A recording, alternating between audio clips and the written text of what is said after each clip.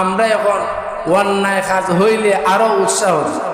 আরে বেটা এরা যুবক মানুষ, ওখন জুয়া খেলব, ওখন মদ খাইব, ওখন যাত্রা করবো না, দেখুন সময় যাত্রা করবো, ওখানে তো এরার সময় এরকম আছে না?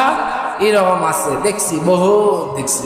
বিয়ার হাজিরি এইভাবে যদি চলে, আজকাল দোয়া কবুল হয় না কেন? আজকাল দোয়া কবুল হয় না কেন?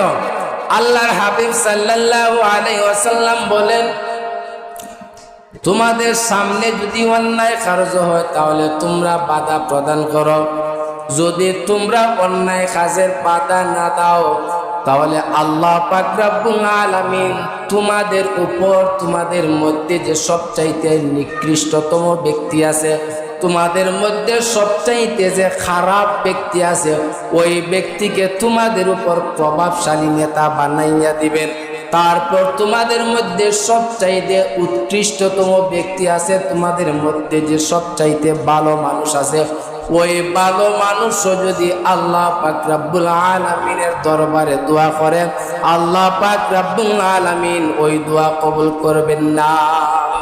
মোল্লা হতে দিছি, মোল্লা হতে, হ্যাঁ হুজুর গলদের দোয়া কবুল হয় না, হুজুর গলদের দোয়া কবুল হয় না। কিসের জন্য কবুল হয় না?